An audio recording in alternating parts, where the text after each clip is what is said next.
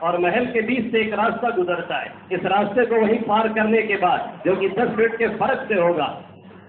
ٹیپو سلطان شہید علیہ الرحمہ جہاں پہ شہید ہو کر کے گرے تھے وہاں پہ سیاہ پتھر لگائے گئے ہیں ایک نشانی کے طور پہ کہ یہاں آپ شہید ہو کر کے گرے تھے. اور اس کے بعد یہاں سے لے کر کے وہاں تک 10 فٹ اور 12 فٹ کے سرنگ نما دروازہ ہے. اس کے بعد دریا پڑتا ہے جو پورا گھیرا ہوا اس سائڈ سے، وہاں سے دریائی راستے سے میر صادق نے انگریزوں کو گھسنے کا موقع دیا تھا. اور جب کہ آپ ناشتہ یا کھانا کھا رہے تھے اس وقت میں آپ کو اطلاع دی گئی کہ یہاں سے انگریز داخل ہو چکے ہیں. آپ نے کھانا چھوڑ دیا اور اس کے بعد کہا کہ ان غداروں کی اولاد کو اللہ ایک پیاز کا ٹکڑا بھی نہیں نصیب کرے گا. پھر جنگ جاری رہی اور جنگ کرتے کرتے 1789 میں 1799 میں ٹیپو سلطان شہید علیہ الرحمہ وہاں پہ گر کر کے شہید ہوئے. اور شہید ہونے سے پہلے اور انہیں مارنے سے پہلے انگریزوں نے جب یہ دیکھا کہ ہم نے بھرپور ان کے اوپر اپنا قبضہ جما لیا ہے اور ہر طریقے سے وہ ہماری گرفت میں آ چکے ہیں اور ہر طریقے سے ہم نے انہیں اپنے گھیرے میں لے رکھا ہوا ہے اس طریقے سے کہ اب وہ بچ کر کے نکلنے والے نہیں ہیں اور میر صادق کی غداری کام آ چکی ہے اور نتیجہ اب یہ نکلنے والا ہے کہ ٹیپو لگتا ہے بچ کر کے نہیں جائے گا. تو پھر انگریزوں نے کہا اگر آپ ابھی سے صلح کر لیتے ہیں اور کچھ علاقہ لے کر کے رہنے پر راضی ہو جاتے ہیں اور ہم سے جنگ نہیں کرتے ہیں تو ہم آپ کو چھوڑ سکتے ہیں. وہی وہ مشہور جملہ ٹیپو سلطان شہید علیہ الرحمہ نے کہا تھا جو آج بھی تاریخوں میں درج ہے اور جسے انگریز بھی کوٹ کرتا ہے اور انگریز رائٹر اور انگریز مصنفین اور انگریز مورخین بھی اپنی کتابوں میں جسے لکھنے پہ مجبور ہیں. جس نے کہا تھا چیک کر کے کہ گیدڑ کی 100 سالہ زندگی سے شیر کی ایک دن کی زندگی بہتر ہے. میں عزت کی موت مرنا چاہتا ہوں لیکن میں ٹکڑوں پہ پلنا چاہتا ہوں. نتیجہ یہ نکلا کہ ٹیپو سلطان شہید کر دیے گئے اور لارڈ ہاکس نے سینے پر کھڑا ہو کر کے کہا تھا جب گر کر کے شہید ہونے کے قریب جب آپ گرے ہیں تب بھی کسی کی ہمت نہیں ہو رہی تھی کہ قریب چلا جائے، تب بھی کسی کی ہمت نہیں ہو رہی تھی کہ جا کر کے ہلا کر کے دیکھ لیں کہ کیا ٹیپو شہید ہو چکا ہے کہ نہیں، کیا ٹیپو مر چکا ہے کہ نہیں. کچھ لوگ جب قریب گئے اور آپ کی جان میں جان تھی، بعض مورخوں نے نوٹ کیا ہے آپ نے اس وقت بھی تلوار چلائی اور 3-4 لوگوں کا کام آخر وقت میں بھی تمام کر دیا. یہ تھے ٹیپو سلطان شہید علیہ الرحمہ. اور 1799 میں جب شہید ہو گئے تب لارڈ ہاکس نے آپ کے سینے پہ کھڑے ہو کر کے یہ تاریخی جملہ کہا تھا کہ آج سے ہندوستان ہمارا ہے. اب ہندوستان پہ ہم قبضہ کر چکے ہیں، اب ہندوستان سے ہمیں کوئی نکالنے والا نہیں ہے. اس نے فخریہ جملہ آپ کے سینے پہ کھڑے ہو کر کے آپ کے سینے پہ پاؤں رکھ کر کے کہا تھا. اور 1801 کے اندر کانگرو میزائل کو یہاں سے لے کر کے انگریز بھاگ گئے تھے. اگر آپ گوگل پہ جائیں گے، بہت نیٹ چلانے کی عادت ہے نا،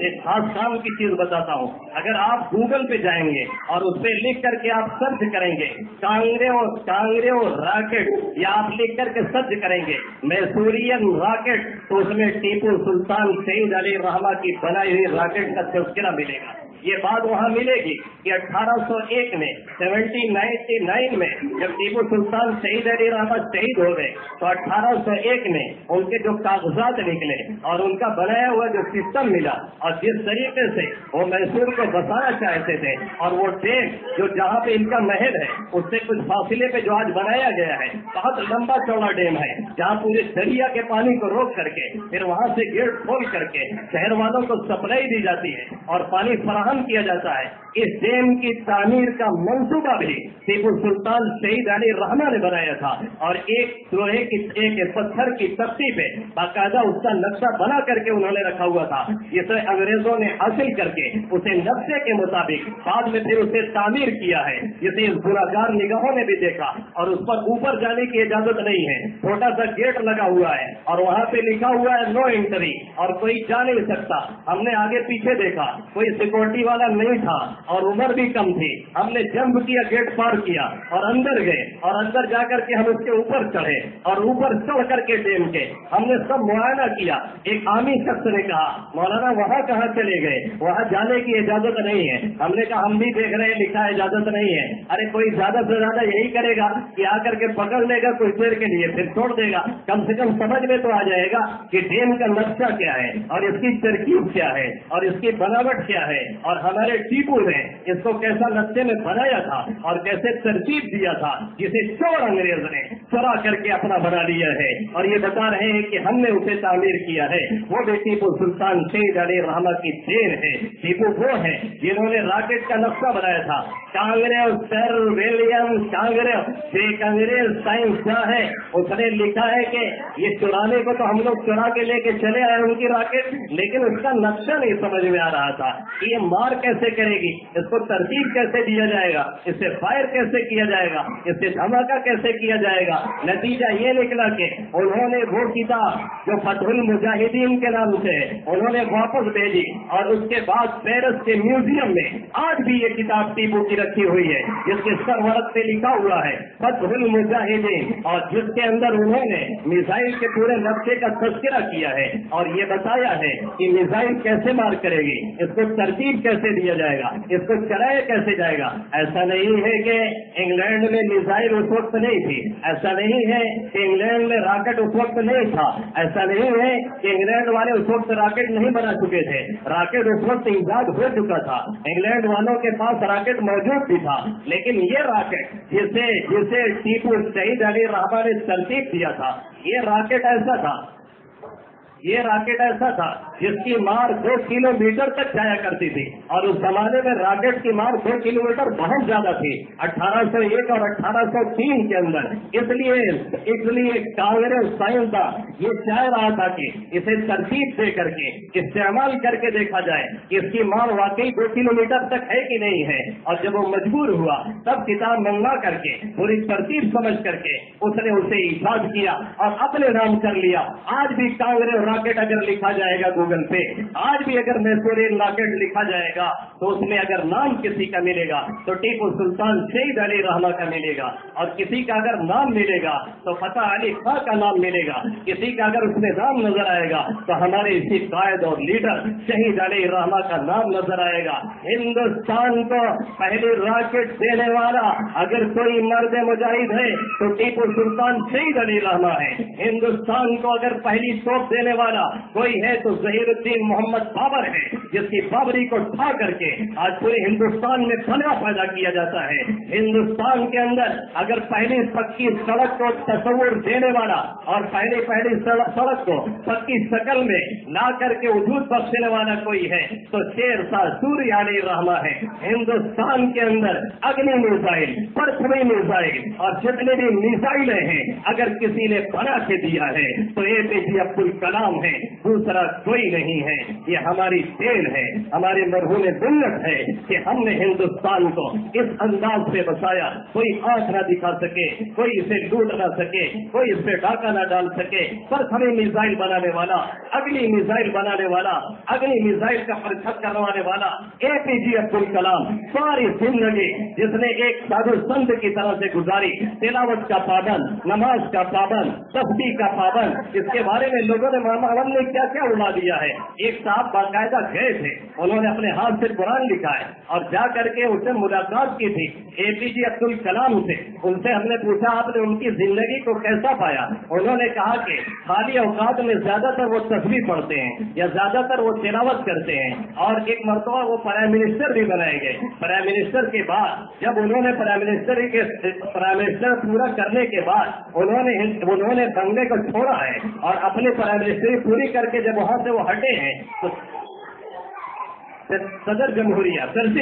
شکریہ صدر جمہوریہ کا عہدہ جب انہوں نے چھوڑا ہے، پریسیڈنٹ کا عہدہ جب انہوں نے چھوڑا ہے تو پھر وہاں سے جب وہ چھوڑ کر کے نکلے ہیں تو ان کے ہاتھ میں وہی ایک اٹیچی تھی جس نے 2-4 جوڑا پرانا کپڑا تھا۔ ایک چیز بھی اس مرد خدا نے نہیں بنائی، ایک چیز بھی اس مرد کلندر نے اپنے نام نہیں کی۔ یا جو معمولی سا PM یا جو معمولی سا CM یا جو معمولی سا MLA اور یہاں جو معمولی سا پردھان بھی ہوتا ہے وہ بھی کروڑوں کا اپنا بنگلہ تیار کر لیا کرتا ہے، لیکن ہمارے اس مرد قلندر نے ایک پیسہ ہندوستان کا برباد نہیں کیا اور ہندوستان کو یہ دیا ہے تو 1801 کے اندر میسائل چورا کر کے لے کے گئے، 1799 کے اندر ٹیپو سلطان شہید علی رحمت شہید کر دیے گئے۔ اب انگریزوں کے لیے راستہ صاف ہے، خود انگریز کہہ رہا ہے، لارڈ ہاف کھڑا ہو کر کے بول رہا ہے آج سے حکومت ہماری ہے، آج سے ملک ہمارا ہے، آج سے ہندوستان ہمارا ہے، آج سے ہمارے سامنے کوئی لڑنے والا نہیں ہے، آج ہمارے سامنے کوئی اکڑنے والا نہیں ہے،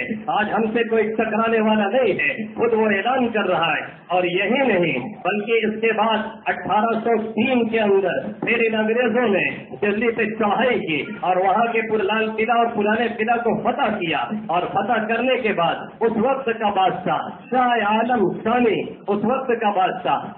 شاہ عالم ثانی، اس سے یہ معاہدہ لکھوایا اور اس سے یہ جبرن لکھوایا گیا کہ اب اس کاغذ پہ تم دستخط کرو اور یہ جملہ لکھو، خلق خدا کی، لوگ مخلوق تو خدا کی ہے، لوگ تو خدا کے ہیں اور حکومت آپ کی ہے، لیکن حکم ہمارا چلے گا، اسمبلی بہادر کا حکم چلنے والا ہے۔ اس کے بعد کیا تھا؟ انگریزوں نے ایک نیا دور شروع کیا۔ اس کے بعد کیا تھا؟ انگریزوں نے ایک نیا طریقہ شروع کیا۔ اس کے بعد کیا تھا؟ انگریزوں نے ایک نئے ظلم کی داستان رقم کرنی شروع کر دی اور پورے ہندوستان کے اندر خاص طور سے مسلمانوں کے خلاف، کیونکہ آزادی کا بگل انہوں نے بجایا تھا، کیونکہ آزادی کا سور انہوں نے پھونکا تھا، کیونکہ آزادی کی لڑائی انہوں نے لڑی تھی، کیونکہ آزادی کی لڑائی انہوں نے شروع کی تھی، کیونکہ آزادی کی جنگ انہوں نے شروع کی تھی، چاہے وہ ریبیلین موبیلا کے علاقے کے فقیر لوگ ہوں، چاہے وہ سنیاسی لوگ ہوں، چاہے اور کوئی ہو، جہاں بھی نام آتا ہے وہ پہلے نمبر پہ مسلمانوں کا آتا ہے، صفحے اول میں علماء اور مسلمان عوام ہی نظر آتے ہیں۔ اس لیے انگریزوں نے ان کے خلاف ظلم کے پہاڑ توڑنے شروع کر دیے۔ تب سے عبدالعزیز محدث دہلوی علیہ الرحمہ نے ایک پوری مضبوطی کے ساتھ اور پوری جرأت کے ساتھ پھر سے فتویٰ دیا کہ اب انگریزوں کے خلاف جہاد فرض ہو چکا ہے، اب انگریزوں کو یہاں سے بھگانا ہم پر لازم ہو چکا ہے، اب انگریزوں کو چھوڑنا نہیں ہے، ہندوستان کے نکال کر کے ان کو دم لینا ہے۔ 1803 میں آپ نے یہ فتویٰ دیا اور اس کے بعد پکڑ دکڑ شروع ہوئی اور جنگ جاری رہی، کبھی ادھر جھڑپ ہو رہی ہے، کبھی ادھر جھڑپ ہو رہی ہے، کبھی یہاں جنگ ہو رہی ہے، کبھی وہاں جنگ ہو رہی ہے۔ یہ جنگ کا سلسلہ دراز سے دراز پر ہوتا چلا جا رہا ہے اور یہ جنگ کا سلسلہ چلتا چلا جا رہا ہے۔ اس طریقے سے 1803 کے فتوے کے بعد یہ جنگ چلنی شروع ہوئی اور جنگ کا سلسلہ آہستہ آہستہ بڑھنا شروع ہوا اور علماء کے ساتھ ان کی عوام بھی شرکت کرنی شروع کر دیا۔ اور 1826 کے اندر جب ٹیپو سلطان شہید ہو چکے تھے اور انگریز دلی پہ قابض ہو چکا تھا اور انگریز نے دلی پر قبضہ کر لیا تھا، لیفٹیننٹ جنرل نے جا کر کے دلی میں قبضہ جما کر کے اور دوبارہ قبضہ کر کے جب یہ اعلان کر دیا تھا کہ آج سے حکومت تو حکم ہمارا چلے گا، حکومت کسی کی بھی رہے گی، لوگ تو اللہ کے رہیں گے، لیکن کمپنی بہادر کا حکم چلنے والا ہے، تو پھر ایسے حالات کے اندر 1826 کے اندر اور 1827 کے اندر 1803 میں یہ فتویٰ آ رہا ہے، 1803 میں یہ فتویٰ آ رہا ہے اور اسی درمیان شاہ ولی اللہ محدث دہلوی علیہ الرحمہ کے ہاں جو 4 لڑکے ہیں آپ کے پیدا ہوئے، شاہ عبدالعزیز محدث دہلوی، شاہ رفیع الدین محدث دہلوی، شاہ عبد القادر محدث دہلوی اور چوتھے بیٹے کا نام ہے شاہ عبد الغنی محدث دہلوی علیہ الرحمہ۔ شاہ عبد الغنی محدث دہلوی علیہ الرحمہ، ان کا سب سے بڑا کارنامہ یہ ہے کہ ان کے ایک لڑکے کا نام شاہ اسماعیل شہید علیہ الرحمہ ہے۔